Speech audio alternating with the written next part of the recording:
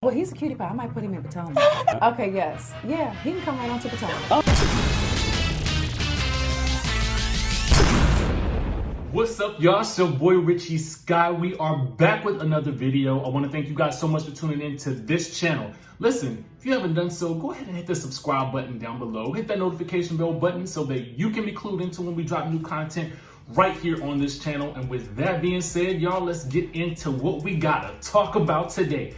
Now, I have been waiting for somebody to speak out on this, and finally we have some closure to exactly what happened between Tami Roman and Shaunie O'Neal.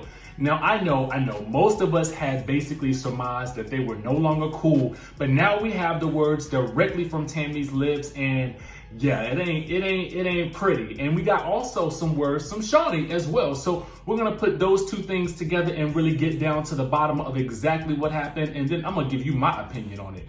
And then we're gonna be talking about Miss Phaedra Parks. Now, we've got some interesting news about her, and I want to wait to talk about that until the very end. So make sure you guys watch the complete video because we got a lot to cover.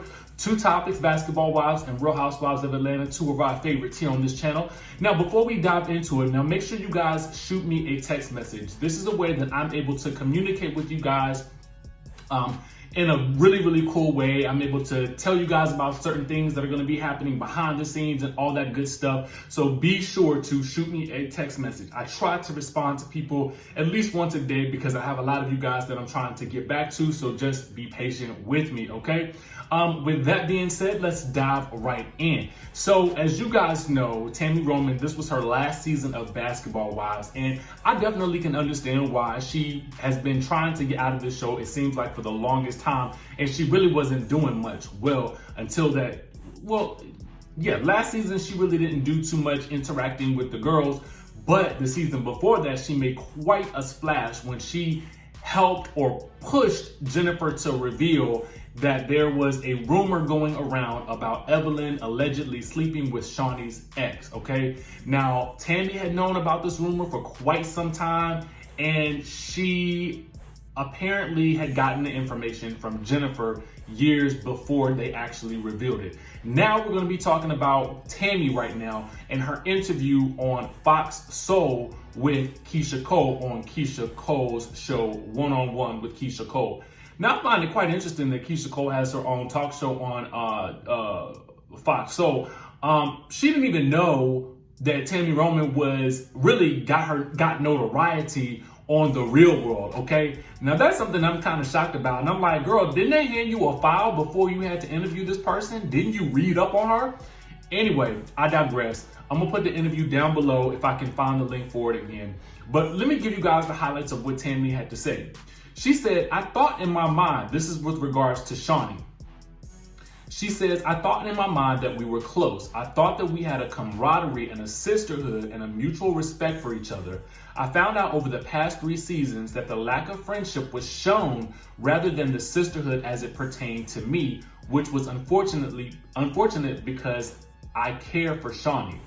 Now, she says that favoritism towards Evelyn Lozada and bringing her back to the show was behind this new side of her so-called friend/sister, okay? She says this, I think that when I went back to the show, Basketball Wives LA in 2015, I thought that cast was great. We had Megan James, we had Brandy Maxiel, we had Marlasia Pargo, Jackie Christie. I thought it was great. And then 2016 entered what I like to call the demon seed. Now, I want to put a pin in that statement right there, particularly when she says we had Brandy Maxiel and Marlasia Pargo. I'm going to put a pin in that because that to me is very interesting. She said the whole dynamic changed after Evelyn came back. The whole dynamic changed, and for me, it was just not a happy place to be once she returned. And this is no secret. She doesn't like me. She has never liked me. I tried to be friends. And so now I've accepted that she doesn't like me. So now I don't like you. Now, this is also very interesting, and we're going to come back to that as well. So just stick around and just follow my logic. Now, when Keisha Cole asked if they could have squashed their differences or at least be able to work peacefully on the same show, Tami said that Evelyn had just taken things too far to go back.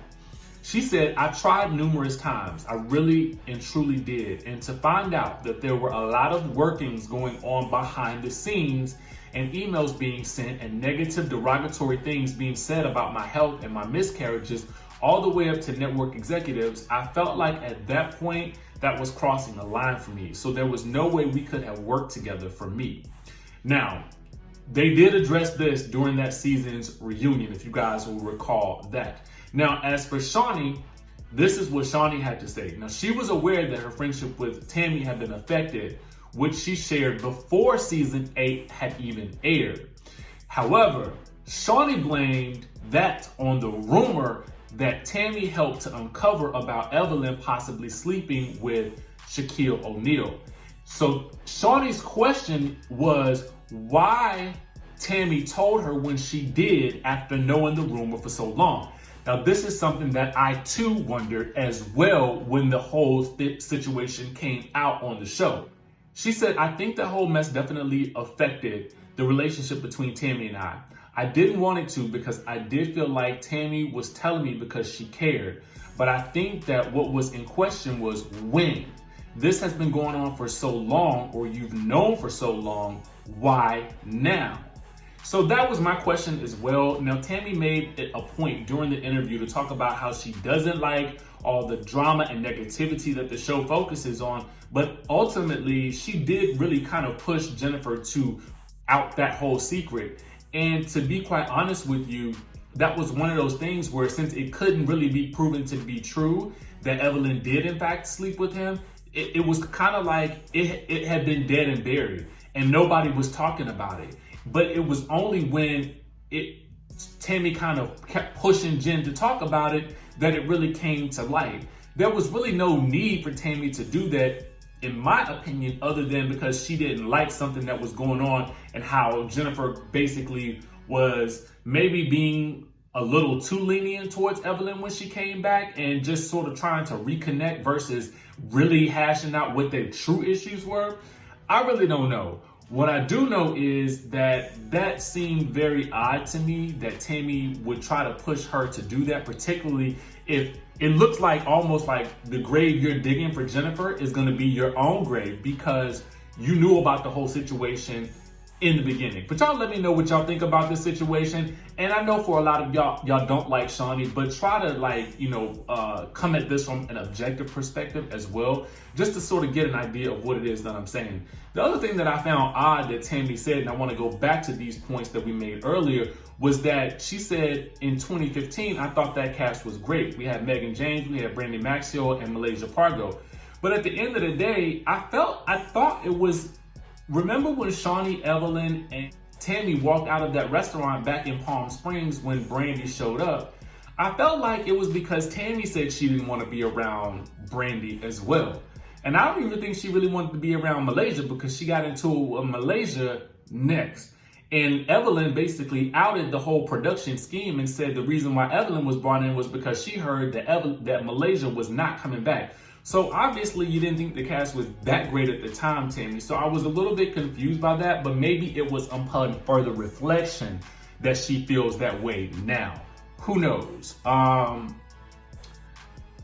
So that was that. Let me know what you guys think about this whole situation. She also, I want to go back to one other point. She said, the whole dynamic changed. It wasn't a happy place to be once Evelyn returned. She doesn't like me. She has never liked me. I've tried to be friends. And so now I've accepted that she doesn't like me. So now I don't like you. I guess my thought on that situation is, don't y'all remember Tami and Evelyn actually getting along at different points and having fun together, or it seeming like they were having fun together? So it just seems so odd to me. But this is not the first time that Tami has said that Evelyn has basically gone behind the scenes to production to really kind of talk about her. So maybe that was mostly it as well. But now I want to move on to this Phaedra Parks news, because we got to talk about this whole situation with Angela Stanton. She has been pardoned by President Trump, and now she is a free woman. So get this. Now, I'm getting this story from All About the Tea, but you can also find details on this at TMZ as well. So make sure you guys follow All About the Tea.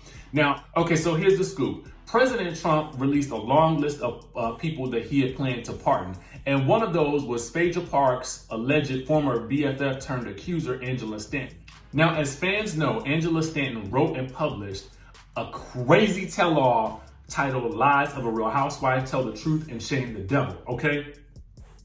Now, the book, it accuses Phaedra Parks of masterminding an elaborate criminal scheme, one in which involved Phaedra's former best friend, Angela Stanton, and Phaedra's ex-husband, Apollo Nida. Now, in the book, Angela exposed insurance and identity fraud scams that Phaedra Parks and Apollo Nida were allegedly doing in 2004.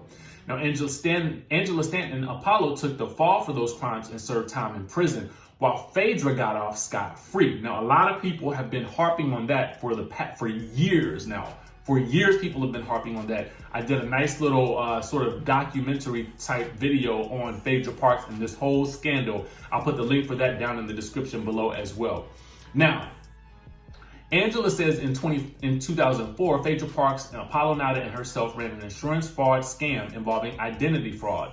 The scam involved opening bank accounts using fake IDs, depositing fake checks into bank accounts, and withdrawing the cash. The same crimes in 2014, Apollo Nida was convicted of and served 6 years in prison for. The fact that Apollo was convicted of identity fraud involving the same scam Phaedra is accused of masterminding in 2004 speaks volumes of Phaedra's knowledge and involvement and guilt in Nida's crimes. But again, this is all alleged. Now, Phaedra has denied any and all allegations in Angela Stanton's book and sued her former friend for defamation in 2012. Now, the defamation lawsuit went on for a couple of years, with Phaedra filing various frivolous motions. Eventually, the case was dismissed with prejudice in June 2016. Now, in the formal legal world, a case that is dismissed with prejudice means that it is dismissed permanently. A case dismissed with prejudice is over and done with once and for all and can't be brought back to court. So Phaedra is in the clear for the rest of her life, okay?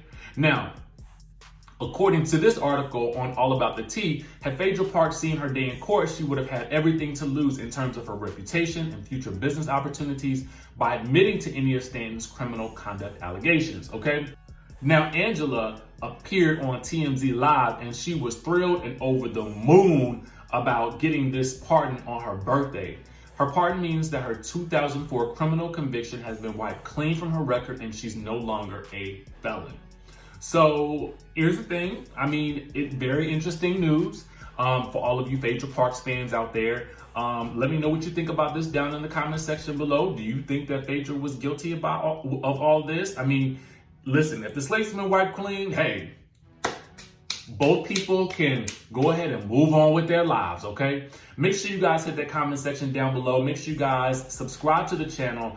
Hit that notification bell button so that you can be clued into when we drop new content right here on this channel. Smash that like button if you like Basketball Wives and Real Housewives of Atlanta videos, and I will see you in the next video.